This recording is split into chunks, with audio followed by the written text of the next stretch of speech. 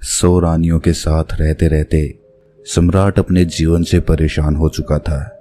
उसे अपनी युवावस्था के वो दिन याद हो आए जब उसके मन में स्त्रियों के प्रति कोई आकर्षण नहीं था, जब उसे काम शक्ति और काम वासना के बारे में पता तक नहीं था। उस समय को याद करके राजा की आंखों में आंसू आ गए।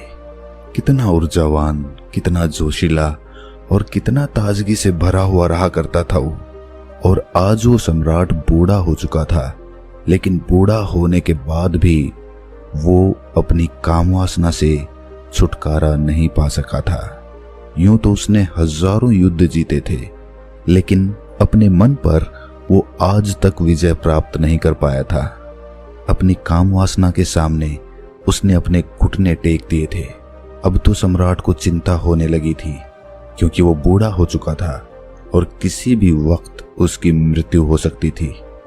लेकिन मृत्यु को अपने सामने देखकर जहां पर लोग मोक्ष और मुक्ति की बातें सोचते हैं, वहीं पर वो सम्राट काम वासना के विचारों से घिरा रहता था। 100 रानियां थी उसकी, एक से बढ़कर एक हसीन, और हर रानी के साथ उसने बच्चे भी पैदा किए थे। इतना काम भोगने के बाद भी उसका मन छटपटाता क्यों है? क्यों उसमें अब भी अश्लील विचार आते रहते हैं? सम्राट सोच में पड़ गया कि क्या मरने के बाद भी ये काम वासना का बोझ मैं अपने साथ लेकर यहां से जाऊंगा? सम्राट आत्मा के सिद्धांत को मानने वाला था, इसीलिए उसने सोचा कि अगर मैंने अपनी काम वासना से अभी छुटकारा नहीं पाया तो मेरी आत्मा ना जाने कब तक यूं ही भटकती रहेगी। मुझे अपनी आत्मा को मुक्त करने के लिए इन काम वासना के विचारों को यहीं पर छोड़ देना होगा। सम्राट दिन रात इसी चिंता में डूबा रहता था कि किस प्रकार मैं अपनी काम वासना से छुटकारा पा सकता हूं। और इसीलिए एक दिन उसने अपने राजमहल में सभी विद्वानों की एक सभा बुलाई। स्वाभाविक रूप से सभा में चर्चा का विषय काम वासना ही रखा गया था। सम्राट ने अपने मंत्री से पूरे नगर में घोषणा करवा दी थी कि जो भी विद्वान राजा के मन को संतुष्ट कर पाएगा वो पूरे जीवन काल के लिए राजा का सलाहकार बनकर रहेगा। इसीलिए नगर के सारे विद्वानों में एक होड़ लग गई थी। मंत्रिमंडल के द्वारा तय किए गए दिन नगर के सारे विद्वान राजमहल में पहुंच गए। कोई अपने हाथ में वेद लिए हुए था तो किसी के हाथ में उपनिषद थे। ज्यादातर विद्वान राजा को वेद और उपनिषदों के माध्यम से संतुष्ट करना चाहते थे। सभा में तर्क वितर्क शुरू हुए। सम्राट ने सबसे पहला सवाल पूछा कि ब्रह्मचर्य का असली मतलब क्या होता है। कुछ विद्वानों ने जवाब दिया कि जिस इंसान ने अपने जीवन में कभी भोग नहीं किया होता वही असली ब्रह्मचारी होता है। दूसरे विद्वानों ने इस बात का विरोध करते हुए बताया कि हो सकता है किसी इंसान ने भोग किया हो, लेकिन वर्तमान में अगर वो भोग का त्याग कर चुका है तो वो भी ब्रह्मचारी ही कहलाता है। और वास्तविकता में वही ब्रह्मचारी होता है जो भोग करने के बाद उसका त्याग कर देता है, वही ब्रह्मचारी कहलाता है। सम्राट को किसी विद्वान के उत्तर से संतुष्टि नहीं हो रही थी और इधर विद्वान आपस में तर्क वितर्क करने पर लगे हुए थे। कुछ ही देर में वहां पर एक बहुत ही अनूठा विद्वान पहुंचा। वो अपने साथ बेहद खूबसूरत 2 युवतियों को लिए हुए था। उस विद्वान ने वहां पहुंचते ही पहले तो देरी से आने के लिए सम्राट से क्षमा मांगी। उसको देखकर बाकी के सब विद्वान हंसने लगे। एक विद्वान ने सभा में खड़े होकर कहा कि जो इंसान खुद काम वासना से ग्रस्त हो वो दूसरे को काम वासना से छुटकारा कैसे दिला सकता है। इस पर इस विद्वान ने मुस्कुराते हुए उससे पूछा कि तुम्हें ऐसा क्यों लगता है कि मैं काम वासना से ग्रस्त हूं? उस विद्वान ने कहा कि तुम हमें अंधा समझते हो, क्या हमें बेवकूफ समझते हो? तुम यहाँ राजमहल में 2 युवतियों के साथ प्रवेश कर रहे हो, इसका मतलब क्या होता है? इसका अर्थ तो सीधा सीधा यही है कि तुम एक काम वासना से ग्रस्त आदमी हो। क्या मैं गलत कह रहा हूं?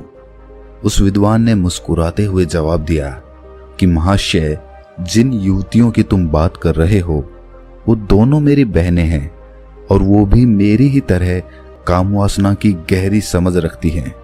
इस विद्वान ने सम्राट को संबोधित करते हुए कहा कि हे राजन, असली ब्रह्मचारी वही होता है जिसकी नजरों में एक पुरुष और एक महिला का अंतर हट गया हो। जब किसी इंसान की काम वासना खत्म हो जाती है, जो पूर्ण रूप से ब्रह्मचारी हो जाता है, उसके लिए सभी का शरीर एक इंसान का शरीर होता है। उसके अंदर किसी महिला को देखकर काम वासना के विचार उठना तो दूर, वो तो भेद भी नहीं कर पाएगा कि ये एक महिला है। उस ब्रह्मचारी के लिए हर एक जीवात्मा एक प्रकार की होती है। शारीरिक रूप से वो उनमें कभी भी भेद नहीं करेगा। उस विद्वान ने आगे बताया कि जो भी विद्वान यहाँ सभा में उपस्थित हैं, उन सभी को मेरे साथ ये 2 युवतियां दिखी। तो ये तो स्पष्ट हो गया कि यहाँ पर कोई भी असली ब्रह्मचारी का मतलब या अर्थ नहीं समझता है। सम्राट को ये विद्वान बड़ा ही अनूठा लगा। उसने ना तो कोई वेद पढ़े, ना कोई उपनिषद का ज्ञान दिया। वो तो वही बता रहा था जो स्वाभाविक रूप से आदमी की समझ में आता है। इसीलिए सम्राट ने प्रभावित होकर अगला सवाल पूछा कि आखिर एक इंसान को ब्रह्मचर्य का पालन करने की क्या जरूरत है? जब वो भोग करके जीवन का आनंद उठा सकता है, तो वो क्यों ब्रह्मचर्य का पालन करे? इस पर उस विद्वान ने सम्राट से एक सवाल किया। उसने पूछा कि सम्राट, मुझे एक बात बताओ कि एक पेड़ ज्यादा ताकतवर होता है या फिर एक बीज? सम्राट ने उत्तर दिया कि एक पेड़ एक बीज से ही तो जन्म लेता है, तो इस प्रकार तो एक बीज एक पेड़ से ज्यादा ताकतवर हुआ। विद्वान ने बताया कि सम्राट, उसी प्रकार हमारे ग्रस्त होकर हम अपने काम शक्ति रूपी बीजों को यूं ही नष्ट करते रहते हैं, बर्बाद करते रहते हैं, और उन बीजों के नष्ट हो जाने के कारण एक आदमी ढीला, आलस्य से भरा हुआ, हमेशा थका थका सा रहता है। याद रखना, हमारे भोजन से हमारा रक्त बनता है, रक्त से हमारा मांस, हमारी हड्डी और आखिर में काम शक्ति रूपी बीज बनते हैं, जो कि बहुत ही कम मात्रा में होते हैं। इसीलिए अपने मन में उठने वाली काम वासना के लिए उन बीजों को नष्ट करना कहीं से भी तार्किक नहीं है। ब्रह्मचर्य का पालन करने से उन बीजों की शक्ति हमारे आंतरिक स्वरूप में समा जाती है, जो हमारे चेहरे पर तेज पैदा करती है, हमारे शरीर को बीमारियों से बचाती है। और यही काम शक्ति रूपी बीज जब ध्यान के माध्यम से ऊर्जा में परिवर्तित कर दिए जाते हैं, तो यही आनंद का स्रोत बन जाते हैं। सम्राट ने अगला सवाल पूछा, जो सम्राट के जीवन के लिए बहुत ही महत्वपूर्ण था। सम्राट ने पूछा कि काम वासना से छुटकारा किस प्रकार पाया जाए। विद्वान ने उत्तर दिया कि हे सम्राट, जो बुद्धिमान होता है वो ये जानता है कि काम वासना रूपी कुएं का पानी जो जितना ज्यादा पिएगा उतनी ही ज्यादा प्यास उसे लगेगी, उसकी प्यास कभी नहीं बुझेगी। इसीलिए या तो वो कभी इस काम वासना रूपी कुएं का पानी पीता ही नहीं, और अगर ग्रस्त जीवन होने के कारण मजबूरीवश उसे कभी इस कुएं का पानी पीना भी पड़ जाता है, तो वो सिर्फ एक कुएं का पानी पीता है। उस विद्वान ने राजा को संबोधित करते हुए कहा कि हे राजन, आपके जीवन में आपने 100 रानियों से शादी की, लेकिन आपने भी महसूस किया होगा कि जिसकी प्यास बुझनी होती है उसकी प्यास एक ही जगह पर बुझ जाती है, लेकिन जिसकी प्यास नहीं बुझनी होती, चाहे वो 100 स्त्रियों के साथ भोग कर ले, लेकिन फिर भी उसकी प्यास अधूरी रह जाएगी। विद्वान ने सभी को समझाते हुए आगे कहना शुरू किया कि अगर आपके जीवन का लक्ष्य स्पष्ट नहीं है तो आप सभी नाना प्रकार की भोग की वस्तुओं में गिर जाएंगे, लेकिन वहीं पर अगर आपका लक्ष्य स्पष्ट है तो आप अपना पूरा ध्यान अपने लक्ष्य को पूरा करने में लगाएंगे, ना कि भोग करने में। सम्राट, तुमने सुना होगा, एक कहावत बहुत पुरानी है कि खाली दिमाग शैतान का घर होता है। इसीलिए एक इंसान को अपने जीवन का लक्ष्य स्पष्ट दिखाई देना चाहिए। शुरुआती चरण में काम वासना हमेशा हमारे विचारों के द्वारा उत्पन्न होती है, और अगर हम अपने विचारों को ऐसी जगह पर लगाएंगे जिससे हमारा लक्ष्य पूरा हो सके, तो हमारे मस्तिष्क में काम वासना के विचारों के लिए कोई जगह ही नहीं बचेगी। विद्वान ने सम्राट को चेतावनी देते हुए कहा कि सम्राट, याद रखना, भोग करने से ज्यादा खतरनाक काम वासना के विचार होते हैं। वो हमारा मानसिक संतुलन बिगाड़ देते हैं, हमारी दृष्टि को भ्रमित कर देते हैं। उस विद्वान ने सभी को सभा में एक कहानी सुनाते हुए कहा कि एक बार दो सन्यासी भिक्षा मांगकर अपने आश्रम में वापस आ रहे थे। रास्ते में एक नदी थी। तो ब्रह्मचर्य का व्रत ले रखा है, भला मैं किसी स्त्री को छू कैसे सकता हूँ। दूसरे सन्यासी ने मुस्कुराते हुए उस महिला को अपने कंधे पर बिठा लिया और अपने कंधे पर बिठाकर उसने उसे वो नदी पार करवा दी। यही बात उस दूसरे सन्यासी को अखर गई। जब वो उस महिला को दूसरे किनारे पर छोड़कर अपने आश्रम के रास्ते से वापस अपने आश्रम आ रहे थे, तो उस सन्यासी ने कहा कि तुमने ये ठीक नहीं किया। तुम्हें उस महिला को अपने कंधे पर नहीं बिठाना चाहिए था। तुमने उसे वो नदी पार करवाकर बहुत बड़ी गलती की है। इसीलिए मैं तुम्हारी शिकायत गुरुजी से करूंगा। उस सन्यासी ने हंसते हुए कहा कि मैं तो उस महिला को कभी का अपने कंधे से उतार चुका हूं, लेकिन शायद तुम उसे अपने दिमाग में से अभी तक नहीं उतार पाए हो। सभा में उपस्थित सभी लोग उस विद्वान की ये कहानी बड़े ध्यान से सुन रहे थे। आखिर में विद्वान ने सम्राट को बताया कि सम्राट, उसी तरह हम भी अपने मन पर ना जाने कितने बोझ लेकर चलते रहते हैं। कामुक विचार हमारे मन को उसी प्रकार मैला करते रहते हैं जिस प्रकार सिर्फ एक गंदा नाला पूरी नदी को मैला कर देता है। अगर तुम जीवन में आनंद चाहते हो, ऊर्जा से भरा हुआ महसूस करना चाहते हो, तो अपने मन के लिए पवित्र विचारों का रास्ता बनाओ।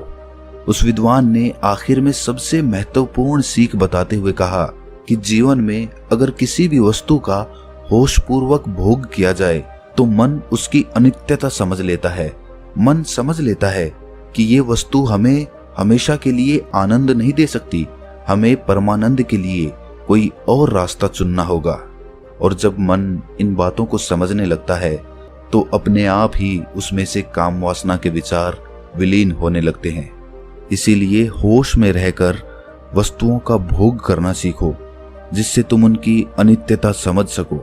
ये सुनकर सम्राट ने प्रश्न किया कि होशपूर्वक भोग भोगने से तुम्हारा मतलब क्या है।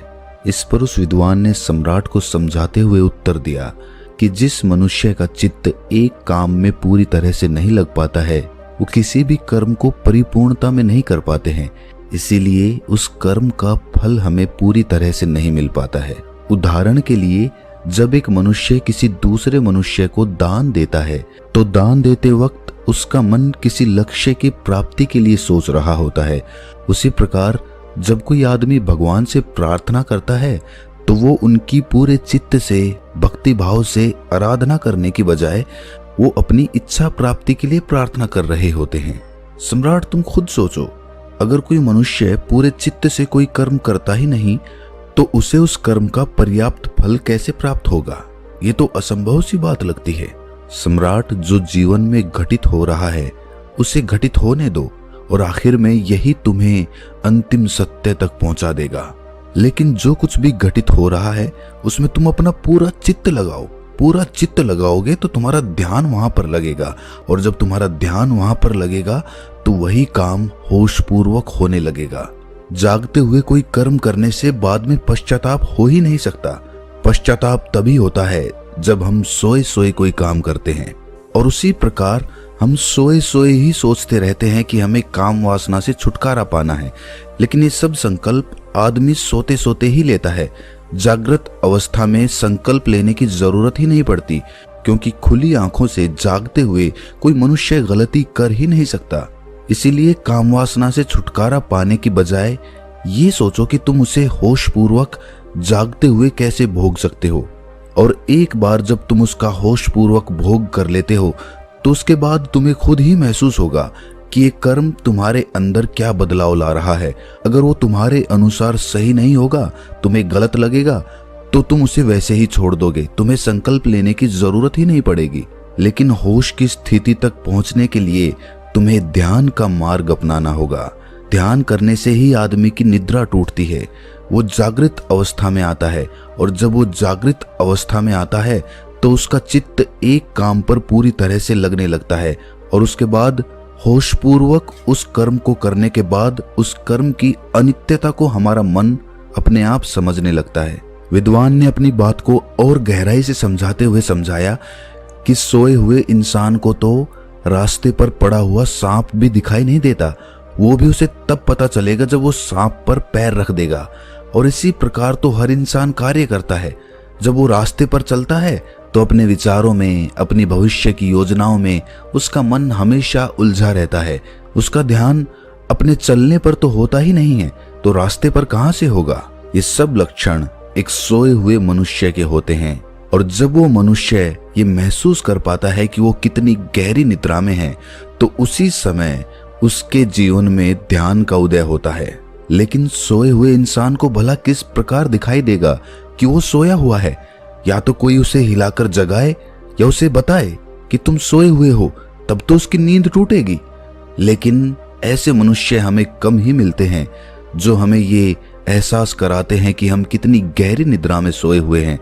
हमारा मन विचारों का, भविष्य की योजनाओं का, अतीत के दुखों का एक दफ्तर बन चुका है। वो सम्राट इस विद्वान के उत्तरों से बहुत प्रभावित हुआ और उस सम्राट ने इस विद्वान को अपने पूरे जीवन काल के लिए अपना सलाहकार बना लिया। तो दोस्तों, कैसी लगी ये कहानी आपको? कमेंट सेक्शन में जरूर बताना। और अच्छी लगी हो तो इस चैनल को सब्सक्राइब करके नोटिफिकेशन बेल को जरूर प्रेस कर देना। तो मिलते हैं अगली कहानी में, तब तक के लिए अपना ख्याल रखें।